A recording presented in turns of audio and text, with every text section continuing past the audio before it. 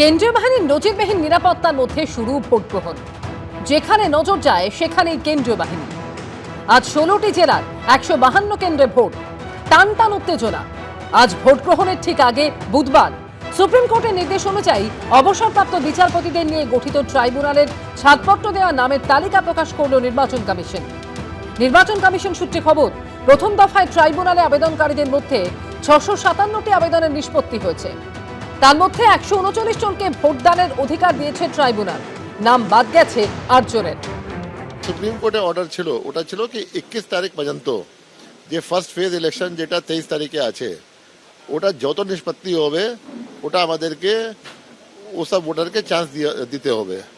তো আমাদের 657 total number of আপিলস dispose করেছে আমাদের ট্রিবিউনাল আপনার ফার্স্ট ফেজ জন্য।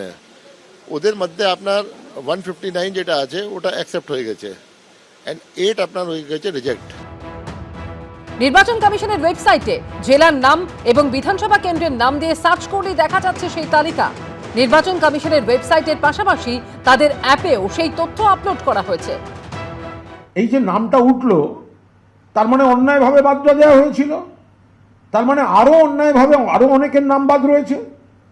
এই ট্রাইব্যুনালও হয়েছে তো মমতা বন্দ্যোপাধ্যায়ের উদ্যোগে, সুপ্রিম কোর্টের হস্তক্ষেপে, কিন্তু এবার ওরা সেটাকে স্লো করিয়ে কাজ করাচ্ছে। আমি প্রথম দিনেও যা বলেছি, আজকে প্রথম ফেজের নির্বাচনের আগের দিনও সেই কথা বলছি। ইডি সিবিআই এর দরজায় তালা লাগিয়েছে।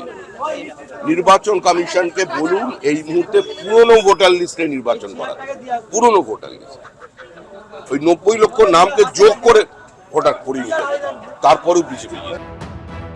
16 এপ্রিল সংবিধানের 142 নম্বর অনুচ্ছেদ অনুযায়ী বিশেষ ক্ষমতা প্রয়োগ করে সুপ্রিম কোর্ট নির্দেশ দেয়, ভোটের 48 ঘন্টা আগে ট্রাইব্যুনালের ছাড়পত্র মিললেও দেওয়া যাবে ভোট। সুপ্রিম কোর্টের নির্দেশনামার 11 নম্বর পয়েন্টে লেখা হয়, সংবিধানের 142 নম্বর অনুচ্ছেদ অনুযায়ী ক্ষমতা প্রয়োগ করে নির্বাচন কমিশনকে নির্দেশ দেওয়া হচ্ছে, আপিল ট্রাইব্যুনালগুলি 21 এপ্রিল ও 27 এপ্রিলের মধ্যে যাদের আবেদনের নিষ্পত্তি করতে পারবে সেই নাম সহ একটা সাপ্লিমেন্টারি ভোটার তালিকা প্রকাশ করতে হবে এবং তাদের ভোটাধিকার প্রয়োগের জন্য প্রয়োজনীয় সমস্ত বিষয় কার্যকর করতে হবে। সুপ্রিম কোর্টের নির্দেশনামায় আরও বলা হয়, এটা বলার অপেক্ষা রাখে না যে ট্রাইব্যুনালে যারা বিচারাধীন থাকবেন তাদের ভোট দেওয়ার কোনো অধিকার থাকবে না। গত বছরের 16 ডিসেম্বর নির্বাচন কমিশন যে খসড়া ভোটার তালিকা প্রকাশ করেছিল তাতে 58,20,899 জনের নাম বাদ যায়। 28 ফেব্রুয়ারি প্রথম চূড়ান্ত ভোটার তালিকায় বাদ পড়েন আরও 5,46,053 জন।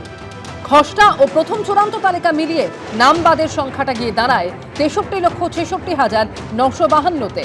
বিচারাধীনদের নথিপত্র খতিয়ে দেখার পর 16 এপ্রিল যে সাপ্লিমেন্টারি তালিকা প্রকাশিত হয় তাতে অবৈধ বলা হয় 27,16,393 জনকে। ফলে সব মিলিয়ে 90,83,345 জনের নাম বাদ পড়ে। দ্বিতীয় দফায় ভোট 29 এপ্রিল।